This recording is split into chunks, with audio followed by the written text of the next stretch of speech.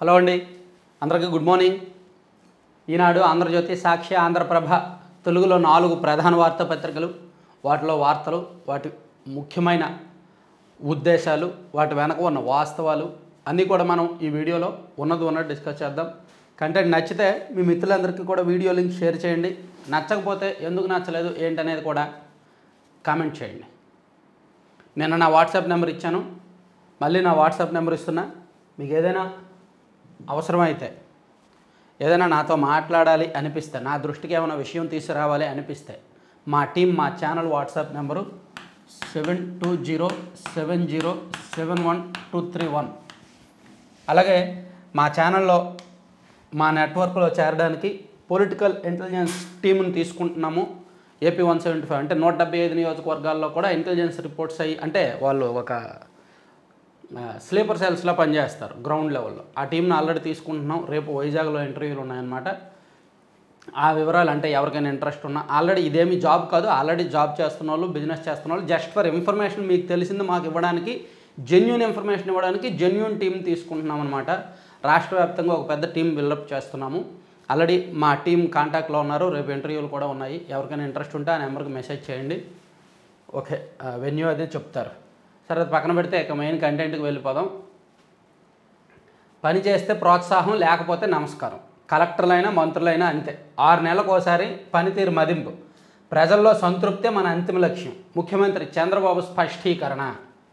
నేను టీం లీడర్ని, మీకు 24 గంటలు అందుబాటులో ఉంటాను. ఏ విషయాలైనా నాతో అరమరికలు లేకుండా మాట్లాడండి, వింటాను. కానీ పనితీరు బాగోకపోతే పక్కన పెడతాను. అటు కూర్చున్న మీకైనా, ఇటు ఉన్న మంత్రులకైనా అదే సూత్రం వర్తిస్తుంది. 6 నెలలకు ఒకసారి మీ పనితీరు మదింపు చేస్తాను. సరైన వారిని సరైన స్థానంలో పెడతాను. దగాపడ్డ రాష్ట్రాన్ని గాడిలో పెట్టాలనేది నా లక్ష్యం. అది సాధించాలంటే ఇది తప్పదు. సో కలెక్టర్లు అయినా, మినిస్టర్స్ అయినా, ఎవరైనా సరే పనితీరు బాగోకపోతే పక్కన పెట్టేస్తా అని చెప్పారు. కలెక్టర్లను ఎలా పక్కన పెడతారు? మినిస్టర్లను అంటే పక్కన పెట్టేయచ్చు. కలెక్టర్లను ఎలా పెడతారు? వాళ్ళు ఐఏఎస్లు, వాళ్ళ సర్వీస్లో ఉండాల్సిందే. కాకపోతే ఆ ప్లేస్లో ఉన్న వాళ్ళని వేరే ప్లేస్కి బదిలీ చేస్తారు. ఆల్రెడీ కాకినాడ రైస్ విషయంలో కొంచెం ప్రభుత్వం సీరియస్గానే ఉంది కాబట్టి కాకినాడ జిల్లాలో కొంతమంది ఉన్నతాధికారుల మీద చర్యలు తీసుకునే అవకాశాలు అయితే కనిపిస్తున్నాయి. 2-3 రోజుల్లో ఉత్తర్వులు రావచ్చు. సో ఈ కలెక్టర్లు, ఎస్పీల మీటింగ్లో భాగంగా నిన్న సీఎం గారు చేసిన వ్యాఖ్యలు అన్నమాట ఇవి. జిల్లా కలెక్టర్లైనా, మంత్రులైనా పనితీరే ప్రామాణికమని, బాగా పనిచేసిన వారిని ప్రోత్సహిస్తానని, పనితీరు బాగోకపోతే ఒక నమస్కారం పెడతానని ముఖ్యమంత్రి చంద్రబాబు స్పష్టం చేశారు. 2 రోజుల పాటు జరిగిన కలెక్టర్ల సదస్సు ముగింపు కార్యక్రమంలో ఆయన ఈ వ్యాఖ్యలు చేశారు. మీరు చేసే పనులు, వాటి వల్ల ప్రభుత్వంపై ప్రజల్లో ఏర్పడిన అభిప్రాయాన్ని ప్రతి 6 నెలలకు బేరేజ్ వేస్తాం. ఇది పొలిటికల్ గవర్నెన్స్. ప్రజలు ఇచ్చిన తీర్పును నిలబెట్టుకోవాల్సిన బాధ్యత మాపై ఉంది. ప్రభుత్వ కార్యక్రమాల్లో ఎమ్మెల్యేలను భాగస్వాములను చేయండి, అలాగని వారు చెప్పిన పనులన్నీ చేయాలని కాదు అని నిన్న సీఎం చంద్రబాబు నాయుడు గారు కలెక్టర్లకు ఉద్బోధ చేశారు, కర్తవ్య బోధ చేశారన్నమాట. అదొకటి కీలకమైన అంశం. ఈరోజు మరో కీలకమైన అంశం ఏంటంటే, జమిలి ఎన్నికల బిల్లును కేంద్ర కేబినెట్ ఆమోదించింది. ఇప్పుడు దాన్ని పార్లమెంటు ఉభయ సభల్లో కూడా ప్రవేశపెట్టబోతున్నారు. అయితే మొదటి బిల్లుకే 2/3 మెజారిటీ కావాలి. 100 మందిలో 66 మంది ఆమోదించాలి. ఇది సవాల్. జమిలి ఎన్నికలకు, జమిలి బిల్లుకు అత్యంత కీలకమైన సవాల్ ఇది. 6 రాజ్యాంగ సవరణలు చేయాలి. అందులో కొన్ని సవరణలకు రాజ్యసభలోను అండ్ లోక్సభలో, ఉభయ సభల్లో కూడా 2/3 మెజారిటీ కావాలి. ఆ మెజారిటీతో బిల్లులు ఆమోదం పొందితేనే చట్టబద్ధమవుతాయి, రాజ్యాంగ సవరణ సాధ్యమవుద్ది, జమిలి ఎన్నిక సాధ్యమవుద్ది. లేకపోతే సాధ్యం కాదు. సో కేంద్ర కేబినెట్ ఆమోదం పెద్ద కష్టమేమీ కాదు. ఆ తర్వాత జరిగే పర్యవసానాలు కీలకం, ఉత్కంఠ అండ్ నెక్స్ట్ అడుగులు అన్నమాట. దేశంలో జమిలి ఎన్నికపై మరో అడుగు పడింది. ఈ అంశంపై 2 బిల్లులకు గురువారం కేంద్ర కేబినెట్ ఆమోదం తెలిపింది. ఇందులో ఒకే దేశం, ఒకే ఎన్నికలకు సంబంధించిన రాజ్యాంగ సవరణ బిల్లు ఉంది. ఈ బిల్లులను ప్రస్తుతం జరుగుతున్న శీతాకాల సమావేశాల్లోనే ప్రవేశపెట్టాలని కేంద్ర ప్రభుత్వం భావిస్తున్నట్టు సమాచారం. ప్రస్తుతానికి లోక్సభ, రాష్ట్రాల అసెంబ్లీలకు ఏకకాలంలో ఎన్నికలు నిర్వహించే బిల్లులనే ప్రభుత్వం తీసుకొస్తున్నట్టు సంబంధిత వర్గాలు వెల్లడించాయి. స్థానిక సంస్థల ఎన్నికలపై తర్వాత నిర్ణయం తీసుకునే అవకాశం ఉందంట. ఇది అత్యంత కీలకమైన అడుగు అన్నమాట జమిలి ఎన్నికలకు సంబంధించి. అయితే ఈ బిల్లులు ఆమోదం పొందుతాయా లేదా అనేది చూడాలి. సో ఈ 2 అంశాలతో పాటు ఇది కూడా మరో కీలకమైన అంశం. ప్రపంచ చెస్ ఛాంపియన్గా దొమ్మరాజు గుకేష్ చెన్నైకి చెందిన అతని పూర్వీకులది ఆంధ్రప్రదేశే, తెలుగు మూలాలు ఉన్న వ్యక్తే, కానీ చెన్నైలో సెటిల్డ్, చెన్నైలోనే పుట్టి పెరిగాడు. 18 సంవత్సరాలకే అతను వరల్డ్ చెస్ ఛాంపియన్ అయ్యాడనమాట. వరల్డ్ చెస్ టైటిల్ సాధించిన పిన్న వయస్కుడుగా రికార్డు. ఆనంద్ తర్వాత గెలిచిన భారతీయుడిగా ఘనత. హోరాహోరీ పోరులో చైనా ఆటగాడు లిరెన్ ఓటమి. అతనికి 11.45 కోట్లు ప్రైజ్ మనీ వస్తుంది గుకేష్కి. దొమ్మరాజు గుకేష్ అతని పూర్తి పేరు. చెన్నై సెటిల్డ్, వాళ్ళ పూర్వీకులది ఆంధ్రప్రదేశే అని అంటున్నారు. చాలా చిన్న వయసులో అతను గెలిచాడనమాట. అదొకటి కీలకమైన అంశం. అలాగే వైఎస్ఆర్ కాంగ్రెస్ పార్టీకి మాజీ మంత్రి అవంతి శ్రీనివాస్ అండ్ మాజీ ఎమ్మెల్యే గ్రంథి శ్రీనివాస్ వాళ్ళిద్దరూ కూడా వైసీపీకి రాజీనామా చేశారు. జగన్మోహన్ రెడ్డి గారిలో ఒక స్పష్టమైన విధానాలు లేవు, ప్రభుత్వం మీద ఒక స్పష్టమైన విధానం లేదు, ప్రజా తీర్పును కూడా గౌరవించట్లేదు అని అవంతి గారు ఆరోపణలు కూడా చేశారు, విమర్శలు కూడా చేశారు. సో ఇవి ఈనాడులో కీలకమైన అంశాలుగా వేశారు. ఈ జమిలి బిల్లుకు సంబంధించి ఆంధ్రజ్యోతిలో కూడా మేబీ ఇవే వేసి ఉంటారు. ఇదిగోండి, విశ్వ విజేత గుకేష్ ప్రపంచ చెస్ ఛాంపియన్గా భారత గ్రాండ్ మాస్టర్ 18 ఏళ్ల పిన్న వయసులో చరిత్రను వేశారు. తర్వాత జమిలికి సై, లోక్సభ అన్ని అసెంబ్లీలకు ఒకేసారి పోలింగు, 2 సవరణ బిల్లులకు కేంద్ర కేబినెట్ ఆమోదం, వచ్చే వారమే పార్లమెంట్లో ప్రవేశపెట్టే ఛాన్సు, వెంటనే జేపీసీకి వెళ్తుందన్న బీజేపీ వర్గాలు. 2 బిల్లులను పార్లమెంట్ ఆమోదిస్తే చాలు, తొలి బిల్లుకు ఉభయ సభల్లో 2/3 మెజారిటీ అవసరం. ఇది కీలకం. తొలి బిల్లుకు 2/3 మెజారిటీ అంట. యాక్చువల్లీ లోక్సభలో ఎన్డీఏ కూటమికి ఉన్న మెజారిటీనే బొటాబొట్టి మెజారిటీ, వాళ్ళకి మ్యాజిక్ ఫిగర్ కంటే ఒక 20 సీట్లు ఎక్కువ ఉన్నాయి అంతే. కానీ 2/3 మెజారిటీ కావాలి, అంత ఆషామాషి వ్యవహారం అయితే కాదు. అయితే ఇక్కడ కొన్ని అవకాశాలు ఉన్నాయి.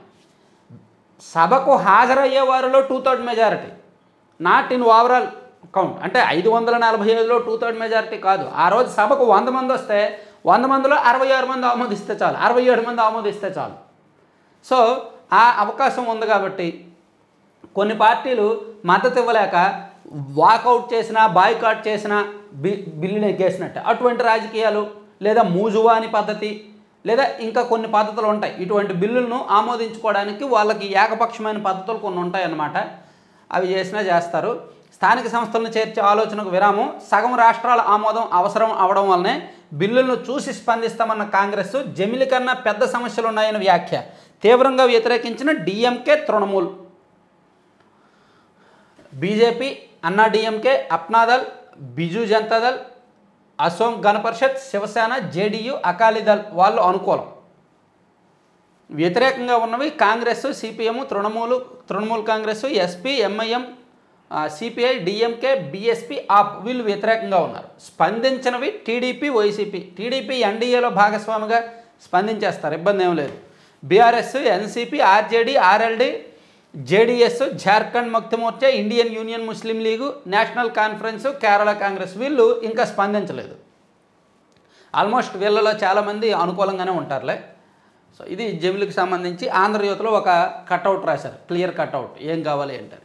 అలాగే భూ వివాదాలపై టాస్క్ ఫోర్స్ అని కలెక్టర్ల మీటింగ్ని అంశాన్ని కూడా ఆంధ్రజ్యోతిలో ప్రస్తావించారు. కలెక్టర్, ఎస్పీ, ఆర్డీఓ, డిఎస్పీలతో జిల్లాల్లో ఏర్పాటు, టైటిలింగ్ దెబ్బకు భూమి కోల్పోయిన వారికి న్యాయము, మరిన్ని సమస్యలు తెచ్చిన ఫ్రీహోల్డ్ విధానం, 13 లక్షల్లో 25,000 ఎకరాలు రిజిస్ట్రేషన్ చేసేశారు. రెవెన్యూ పట్ల ప్రజల్లో నమ్మకం పెరిగేలా చేయాలి. పింఛన్లపై 3 నెలల్లో నివేదిక, అనర్హుల తొలగింపు, నేరాల కట్టడికి త్రిముఖ వ్యూహం, సోషల్ సైకోల నియంత్రణకు కఠిన చట్టాలు, అధ్యయనానికి మంత్రివర్గ ఉపసంఘం, ఇసుక రవాణాలో ఎవరున్నా ఖచ్చితంగా చర్యలు, 5 ఏళ్లలో పేదలందరికీ ఇల్లు, గ్రామాల్లో 3, పట్టణాల్లో 2 సెంట్లు, త్వరలో 1,00,000 గృహప్రవేశాలు, 1878 కోట్లు. ఇది ఈ కలెక్టర్ల సదస్సుకు సంబంధించి ఆంధ్రజ్యోతిలో క్లియర్గా ఇదంతా రాసుకొచ్చారనమాట. తర్వాత ఇదిగోండి, ఈ బై బై జగన్ అనేది ఇక్కడ కూడా రాశారు. అవంతి శ్రీనివాసరావు అండ్ గ్రంథి శ్రీనివాస్, బై బై జగన్, నీతో వేగలేము, నీ ఇక రాజకీయాల్లో ఉండం, మాజీ ఎమ్మెల్యేలు గుడ్ బై. వాళ్ళు రాజకీయాల్లో ఉండం అన్నారు కానీ జనసేన పార్టీలో చేరుతారు. మేబీ నాట్ నౌ, ఇప్పుడు కాకపోవచ్చు, ఇమీడియట్గా కాకపోవచ్చు, ఒక 6 నెలల తర్వాత, 1 ఇయర్ తర్వాత అయినా సరే వాళ్ళు జనసేనలో చేరే అవకాశాలు ఉన్నాయి. మాజీ ముఖ్యమంత్రి వ్యవహార శైలిపై తీవ్ర అసంతృప్తి, రాజీనామా లేఖలు పంపిన అవంతి, గ్రంథి. 5 నెలలకే పాలకపక్షంపై ఎదురుదాడి సరికాదు, వాటమి తర్వాత జగన్ తప్పులు దిద్దుకోలేదు. ఎస్, అది 100% వాస్తవం. జగన్కు ఓ విధానమే లేదు, వాలంటీర్లతో కార్యకర్తలకు గుర్తింపు లేకుండా పోయింది శ్రీనివాస్ అని విమర్శలు చేశారనమాట. సో ఇవి ఈ 4 అంశాలను ఆంధ్రజ్యోతిలో ఇట్లా రాశారు.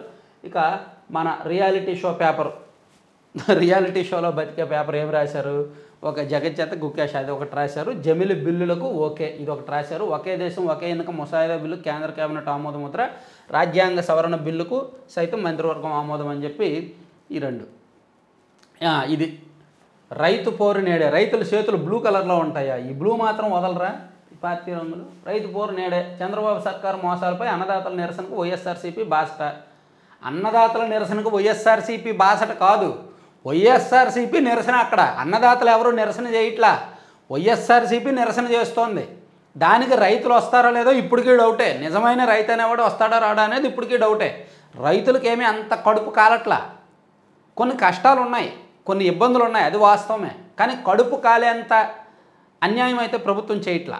కాబట్టి రైతులు రాకపోవచ్చు. అన్ని జిల్లాల్లో కలెక్టర్ కార్యాలయాల వరకు ర్యాలీలు, సమస్యలు పరిష్కరించాలంటూ కలెక్టర్లకు డిమాండ్ పత్రాలు. సూపర్ 6 హామీలో చెప్పినట్టుగా పెట్టుబడి సాయంగా రైతులకు 20,000 చొప్పున వెంటనే అందించాలి. ధాన్యానికి కనీస మద్దతు ధర ఇవ్వాల్సిందే. దళారీ వ్యవస్థను నిర్మూలించి రంగుమారిన ధాన్యాన్ని కొనుగోలు చేయాలి. ఉచిత పంటల బీమా పథకాన్ని పునరుద్ధరించాలని డిమాండ్. గ్రామ స్థాయిలో రైతులకు తోడుగా నిలిచిన ఆర్బీకేలు ఇప్పుడు నిర్వీర్యం. మద్దతు కరువై అన్నదాత విలువల జాడలేని వ్యవసాయ సలహా మండళ్ళు.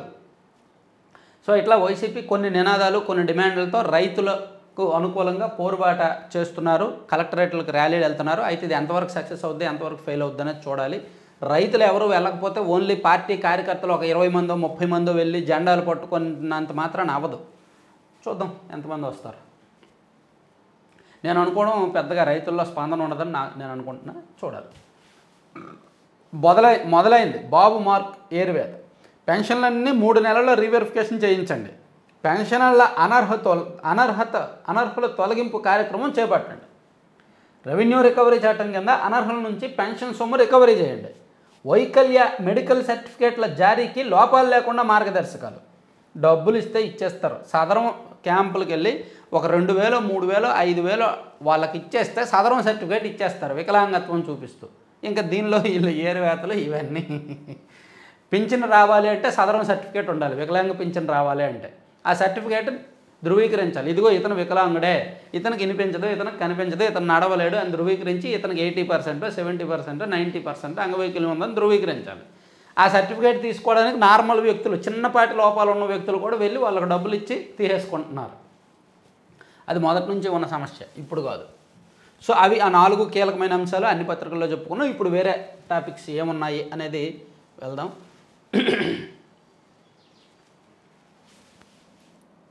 ఈరోజు స్వర్ణాంధ్ర విజన్ డాక్యుమెంట్ రిలీజ్ చేస్తారంట. ఇదిగోండి యాడ్ కూడా ఇచ్చారు, అన్ని పత్రికల్లో యాడ్లు ఇచ్చారు. స్వర్ణాంధ్ర 2047 విజన్ డాక్యుమెంట్ ఈరోజు రిలీజ్ చేస్తారంట. 15,000 కోట్ల రుణానికి ఏడీబీ బోర్డు ఆమోదం. అమరావతి నిర్మాణానికి ప్రపంచ బ్యాంకు ఏడీబీ సంయుక్తంగా రుణం. ఈ నెల 19న ప్రపంచ బ్యాంకు బోర్డు ఆమోదం.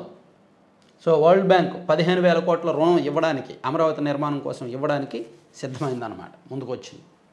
రాబోయే 5 ఏళ్లలో దేశంలో 50 విమానాశ్రయాలు. పౌర విమానయాన శాఖ మంత్రి రామ్మోహన్ నాయుడు. రాజమహేంద్రవరం ఢిల్లీ మధ్య విమాన సర్వీస్ ప్రారంభం. వావ్, రాజమండ్రి నుంచి కూడా ఢిల్లీకి ఒక విమానం వేశారంటండి.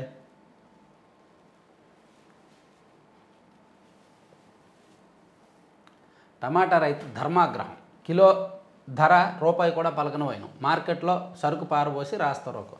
నిన్న కొన్నాను టమాటా కేజీ 30 ఉన్నట్టున్నాయి, కానీ రైతుకు మాత్రం రూపాయి కూడా దక్కలేదంట. మనమేమో 30 రూపాయలు పెట్టుకుంటున్నాం టమాటా కిలో, కానీ రైతుకు రూపాయి కూడా రావట్లేదంట. ఈ మధ్యలో ఇదంతా ఎవడు తింటున్నాడు, ఎవరికి వెళ్తుంది?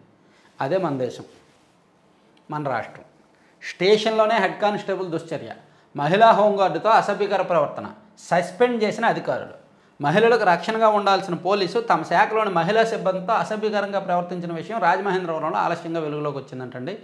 తర్వాత సీసీ ఫుటేజ్ పరిశీలించండి. టీడీపీ కేంద్ర కార్యాలయం దాడి మీద సీసీ ఫుటేజ్ పరిశీలించాలని చెప్పి అడిగారు, అదొకటి చూడవచ్చు. తర్వాత సరస్వతి పవర్ అధీనంలో అసైన్డ్ భూములు వాస్తవమే. ఇది జగన్మోహన్ రెడ్డి గారికి సంబంధించి నేను ప్రభుత్వ భూమి ఏమీ తీసుకోలేదు, మేము రైతుల నుంచే భూములు తీసుకున్నాము, రైతులకు డబ్బులు ఇచ్చాము, అప్పుడు మార్కెట్లో ఉన్న రేటు కంటే మేము ఎక్కువ ఇచ్చి కొన్నాము అని చెప్పి జగన్మోహన్ రెడ్డి గారు మొన్న ప్రెస్ మీట్ పెట్టారు కదా, అదంతా బుకాయింపే, అదంతా అబద్ధమే అని తేలిపోయింది. అది ప్రభుత్వ భూమే. 17.69 ఎకరాల స్వాధీనానికి తహసీల్దార్ ఉత్తర్వులు. అసైన్డ్ భూములు తీసుకున్నారు. ఎస్సీల నుంచి కొనుగోలు చేసిన సిమెంట్ కంపెనీ. పల్నాడు జిల్లా రెవెన్యూ యంత్రాంగం నిర్ధారణ. 17.69 ఎకరాల స్వాధీనానికి తహసీల్దార్ ఉత్తర్వులు. కొనసాగుతున్న అటవీ భూముల పరిశీలన. ఇన్నాళ్ళు బుకాయించిన జగన్ ఇప్పుడేం చెబుతారో సింపుల్, కక్ష సాధింపు అంటారు, తప్పుడు నివేదిక ఇచ్చారు అంటారు. కక్ష సాధింపు చేస్తున్నారు, అక్కడ అధికారుల మీద ఒత్తిడి తీసుకొచ్చి తప్పుడు నివేదిక ఇప్పించారు అంటారు. అబద్ధాలు చెప్పేవాడికి కొత్తగా అబద్ధాలు చెప్పడం కొత్త ఏమీ కాదు. ఇప్పుడేం చెబుతారని రాయడం ఎందుకు, అదే చెప్తారు. సో ఎస్సీలకు ఇచ్చిన భూముల్ని, అసైన్డ్ భూములను వీళ్ళు తక్కువ రేటుకు కొనుగోలు చేశారు. అది చట్టవిరుద్ధం, నేరం. కేసు నమోదు చేయొచ్చు, యాక్షన్ తీసుకోవచ్చు. నేడు స్వర్ణాంధ్ర 2047 విజన్ డాక్యుమెంట్ ఆవిష్కరణ. విజయవాడలో భారీగా కార్యక్రమం. సీఎం సహా పలువురు మంత్రులు హాజరు. ఏర్పాట్లు పూర్తి చేసిన అధికారులు. నేటి ఉదయం నుంచి ట్రాఫిక్ మళ్లింపులు. ఓకే, రాష్ట్రమే ఫస్ట్, ప్రజలే ఫైనల్ అనే నినాదంతో పనిచేస్తున్నాం. ఎన్డీఏ ప్రభుత్వం 6 నెలల పాలనపై సీఎం చంద్రబాబు. అవంతి గ్రంథి గుడ్ బై, ఇందాక చెప్పుకున్నాం. అవంతి గ్రంథే కాదు, భవిష్యత్తులో ఇంకా చాలామంది గుడ్ బై చెప్తారు. వీళ్ళిద్దరూ వైసీపీ నుంచి రిజైన్ చేస్తారు, రాజీనామా చేస్తారని మన ఛానల్లో, అంటే నేను మళ్ళీ సెల్ఫ్ డబ్బా కొట్టుకోవడం కాదండి, ఉన్నదన్నట్టు చెప్పాలి కదా, వీళ్ళిద్దరూ వైసీపీ నుంచి బయటకు వస్తారని సెప్టెంబర్లో మనం వీడియో చేసాం. మీకు ఆ వీడియో చూపిస్తా చూడండి. అంటే ఆ వీడియో చూపించను, ఆ వీడియో ఎక్కడుందని జస్ట్ చెప్తాను. అంటే మన ఛానల్ ఎందుకు ప్రత్యేకం, ఆంధ్రప్రదేశ్లో పొలిటికల్ పరమైన అంశాల్లో మన ఛానలే ఎక్స్క్లూజివ్గా అందరికంటే ముందిస్తాం. ఎందుకనేది మీకు ఇప్పుడు చెప్తాను చూడండి. AP 174 channel open అవ్వమ్మా.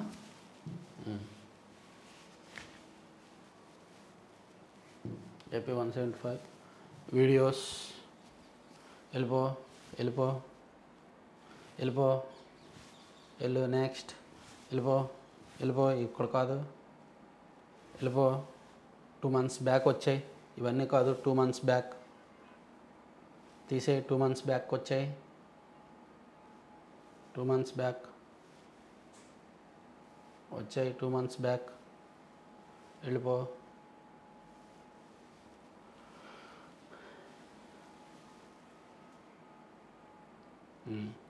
Two months back వచ్చాయి కదా.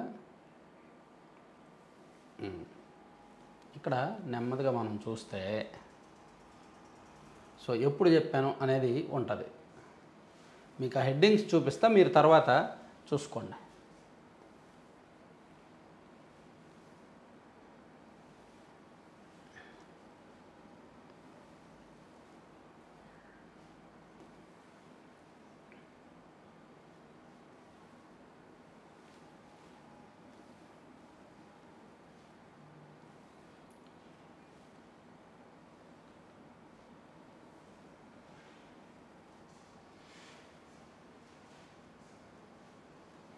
దా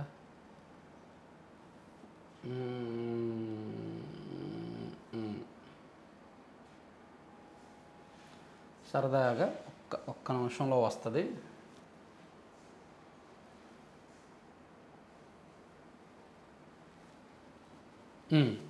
ఇదండి, ఇది వైసీపీ కాపుల్లో కదలిక, జనసేనకు జై అని చెప్పి ఒక వీడియో చేశా.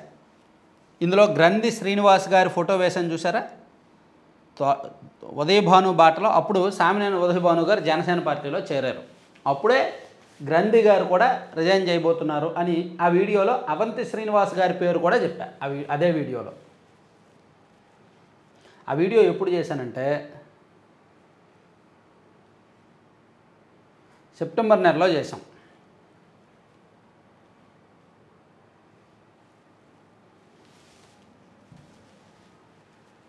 ఇదిగోండి, సెప్టెంబర్ 20వ తేదీని చేసాం ఆ వీడియో. 69,446 వ్యూస్ వచ్చాయి.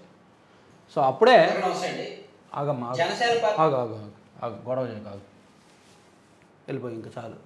సో రెండు నెలల కిందటే, దాదాపు సెప్టెంబర్ 20వ తేదీనే మనం చెప్పాం. గ్రంథి శ్రీనివాస్ గారు, అవంతి గారు పార్టీ మారబోతున్నారు, వైసీపీకి రిజైన్ చేయబోతున్నారు. అట్లా రాజకీయపరమైన అంశాల్లో ఆంధ్రప్రదేశ్ రాష్ట్రంలో జరుగుతున్న అంశాల్లో మన ఛానల్ అందుకే ముందుంటాం, మెయిన్ స్ట్రీమ్ మీడియాల కంటే ముందుంటాం. సరే అంటే ఇది సెల్ఫ్ డబ్బు అని కొంతమంది అనుకోవచ్చు, కానీ మనం ముందే చెప్పామనేది కొంచెం మన ఖాతాలో వేసుకోవడం తప్పు కదా అనిపించిందిలే. తర్వాత 5 ఏళ్ళు వైకాపా నేతలు అడ్డంగా దోచేశారు, వారి పాపాలను ఒళ్ళు వేస్తూ కాలయాపన తగదు, ఎన్డీఏ 6 నెలల పాలనపై షర్మిల. వాటాలు తీసేసుకున్నారుగా వాళ్ళ దగ్గర? లేదులే, వాళ్ళ దగ్గర చాలామంది దగ్గర వాటాలు తీసేసుకున్నారు. తర్వాత విద్యుత్ వాహన కొనుగోలుపై 5% రాయితీ అంటండి, అదొకటి పాలసీ ఇచ్చారు. సో ఇది ఈనాడులో వార్తలన్నీ పక్కన పెట్టేస్తే ఆంధ్రజ్యోతికి సాక్షిలో చూస్తే సాక్షిలో అది ఇది 2 చెప్పుకున్నాము. తర్వాత రైతు పోరు నేడే అనేది కూడా చెప్పుకున్నాం. తర్వాత ఆ ఉత్తర్వులు తీర్పులు వద్దు, ప్రార్థనా స్థలాల యథాస్థితికి, కేసులపై దేశంలోని అన్ని కోర్టులకు సుప్రీంకోర్టు కీలక సూచన, మేము తదుపరి ఉత్తర్వులు ఇచ్చే వరకు ప్రార్థనా స్థలాల చట్టంపై పిటిషన్లు తీసుకోవద్దు, పెండింగ్ కేసులపై మధ్యంతర ఉత్తర్వులు వద్దని స్పష్టీకరణ. ఓకే. తర్వాత భరణం నిర్ణయానికి 8 సూత్రాలు, విడాకుల కేసు తీర్పు నేపథ్యంలో సుప్రీంకోర్టు తీర్పు, దేశవ్యాప్తంగా కోర్టులకు దిశానిర్దేశం.